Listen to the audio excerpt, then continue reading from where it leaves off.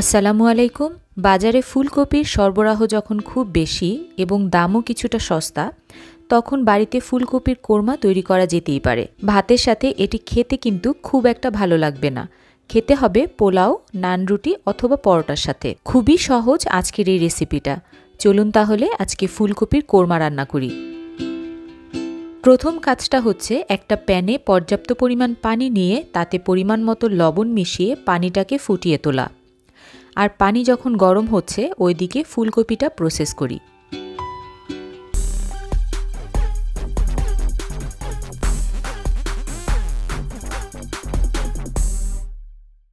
আজকে লাগবে মাঝারি সাইজের একটা ফুলকপি। ফুলকপির ডাঁটা এবং শাকগুলো ফেলে দিয়ে এর ভেতরের যে বড় বড় ফুল রয়েছে সেগুলোকে আমি বের করে নেব। আমি বড় এবং মাঝারি সাইজের ফুলগুলো বের করে নিব আর সবচেয়ে ছোটগুলো রেখে দিব। প্রায় 9টার মতো বের করে নিতে পেরেছি। এগুলোকে পাশে রেখে আরও দুটো জিনিস দেখিয়ে দেই। আমি আজকে প্রায় 50 গ্রামের মতো কাঠবাদাম এবং 25 গ্রামের মতো কিশমিশ ব্যবহার করব। প্রথমেই এই দুটো জিনিসের মধ্যে আমি ফুটন্ত গরম পানি দিয়ে কিছুক্ষণ ভিজিয়ে রাখব। এতে করে কাঠবাদামের খোসাটা ফেলে দিতে সহজ হবে আর কিশমিশ বেশ কিছুটা নরম হয়ে আসবে। ওইদিকে পানি গরম হয়ে আসলে এখন ফুলকপির ফুলগুলো দিয়ে দিব এবং এগুলোকে সেদ্ধ করব 1 থেকে 1.5 মিনিট বা একটা বলক আসা পর্যন্ত। এর চাইতে বেশি এগুলোকে সেদ্ধ করা যাবে না, জাস্ট এর কাঁচা গন্ধটা চলে গেলেই হবে। গরম পানি থেকে তুলে নিয়ে এগুলোকে এভাবেই রেখে দিবেন না, ঠান্ডা পানি দিয়ে ঠান্ডা করে নেবেন, তা না হলে রান্না হতে থাকবে এবং খুব বেশি নরম হয়ে যাবে। রান্নার কড়াইতে পরিমাণ মতো তেল নিয়ে নিচ্ছি। তেলটা গরম হয়ে আসলে 1 কাপ পেঁয়াজ কুচি দিয়ে পেঁয়াজগুলো নরম হওয়া পর্যন্ত ভেজে নেব। এরপর এখান থেকে প্রায় 4 ভাগের 3 ভাগ নরম পেঁয়াজ আমি তুলে নেব আর 1 ভাগ ব্রাউন করে নেব শুধু সাজানোর জন্য। পেঁয়াজটা নরম হয়ে আসলে 4 ভাগের 3 ভাগই তুলে ফেলছি আর বাকি 1 ভাগ একটু ব্রাউন হলে তারপরে তুলে নেব। এবার একই কড়াইতে আমি সেদ্ধ করে রাখা ফুলকপি হালকা ভেজে নেব। খুব বেশি ভাজতে হবে না, হালকা কালার আসলে এগুলোকে তুলে ফেলব। এবার একটি ব্লেন্ডারে খোসা ছাড়ানো কাঠবাদামগুলো নিয়ে নিয়েছি, সেই সাথে নিয়ে নিচ্ছি কিশমিশ এবং ভেজে নরম করে রাখা পেঁয়াজ।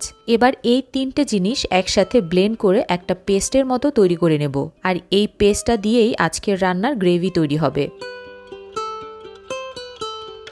আমার আরও কিছুটা তেল লাগবে, তাই অ্যাড করে নিচ্ছি।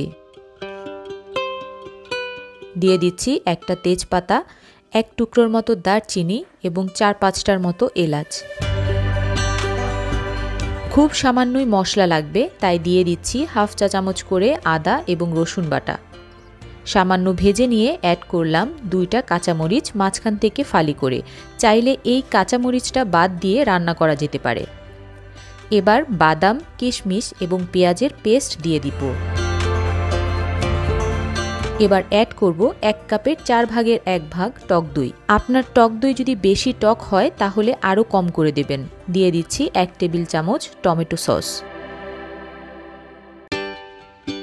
ফাইনালি এর মধ্যে যাবে 1 কাপ পানিতে 4 টেবিল চামচ গোলানো দুধ এবং সেই সাথে আরও কিছু পানি। আর এই অতিরিক্ত পানিটা নির্ভর করবে আপনি কতটুকু ঝোল রাখবেন তার উপর। লবণ দিয়ে দিচ্ছি পরিমাণ মতো। এবার সব কিছু মিশিয়ে অপেক্ষা করব একটা বলক চলে আসা পর্যন্ত।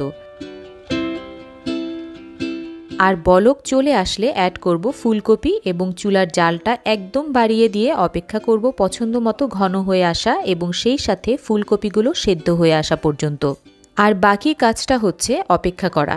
আরেকটা গুরুত্বপূর্ণ বিষয় জানিয়ে দিচ্ছি, আপনারা যারা এই কোরমাতে মিষ্টি একটু কম পছন্দ করবেন তারা কিশমিশের পরিমাণটা আরও কমিয়ে দেবেন। আর একটু ঝাল যদি খেতে চান তাহলে ঝাল সামান্য বাড়িয়ে দেবেন। রান্নাটা কিন্তু হয়ে গিয়েছে, এখন শুধু গরম গরম খাবার পালা। কি বাড়িতে তৈরি করছেন তো? করলে কিন্তু অবশ্যই একটা ফিডব্যাক দেবেন, ভালো মন্দ যাই হোক। আজকে বিদায় নিচ্ছি, আবারও দেখা হচ্ছে পরবর্তী রেসিপিতে। ভালো থাকবেন, ধন্যবাদ।